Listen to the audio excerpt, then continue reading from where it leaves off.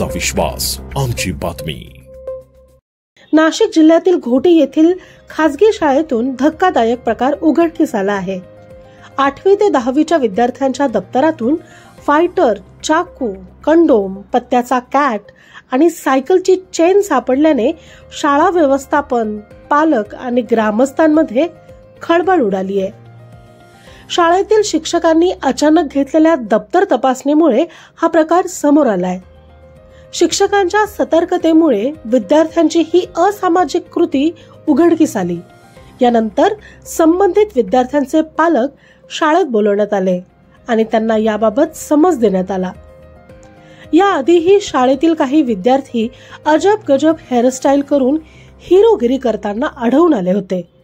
त्यांच्यावर कारवाई करत शाळेने थेट शाळेतच विद्यार्थ्यांचे केसच कापले होते। त्यामुळे शाळा प्रशासनाकडून शिस्तीच्या दृष्टीने कठोर पावलं उचलली जात आहेत। या घटनेमुळे पालक आणि शिक्षक वर्गात चिंतेचे वातावरण निर्माण झाले आहे। विद्यार्थ्यांमध्ये वाढत्या असामाजिक प्रवृत्तींवर आळा घालण्यासाठी पालकांनी अधिक जबाबदारपणे लक्ष द्यावे असे आवाहन शाळा प्रशासनाकडून करण्यात येत आहे। यापुढे असे प्रकार आढळल्यास कठोर कारवाईचा इशाराही देण्यात आला आहे। नमस्कार। आत्ताच एक बातमी कळली की इगतपुरी तालुक्यातल्या एका माध्यमिक शाळेमध्ये शिक्षकांनी विद्यार्थ्यांच्या बॅग्स तपासल्या आणि त्या बॅग्समध्ये काही आक्षेपार्ह गोष्टी आढळून आल्या। तर नक्कीच ही खेदजनक बाब आहे। मी त्या शिक्षकांचं, त्या शाळेचं अभिनंदन करू इच्छितो की फक्त अध्यापनच नाही तर विद्यार्थ्यांना शिस्त लावण्याचं काम त्यांनी केलेलं आहे।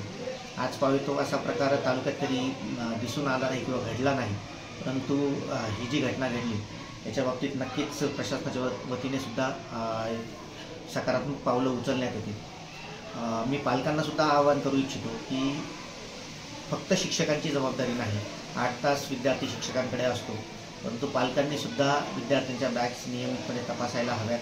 त्यात काय काय आहे किंवा कशा पद्धतीने विद्यार्थी अभ्यास करतो, त्याचा शाळेत काय शिकला, ते 5 ते 10 मिनिटं वेळ देणं अत्यंत गरजेचं आहे।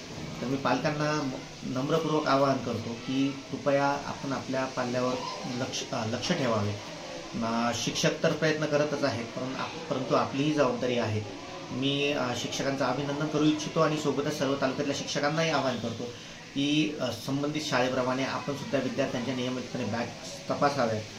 त्याच्यात काही आक्षेपार्ह गोष्टी असेल तर त्यांच्या विद्यार्थ्यांच्या पालकांना बोलवावे आणि बोलवून त्यांना समज द्यावी आणि विद्यार्थ्याची शिस्त बिघडणार नाही, त्याचं आयुष्याचं नुकसान होणार नाही किंवा तो चुकीच्या मार्गाला जाणार नाही, याची प्रत्येक शिक्षकानेही काळजी घ्यावी आणि प्रत्येक पालकांनी सुद्धा काळजी घ्यावी।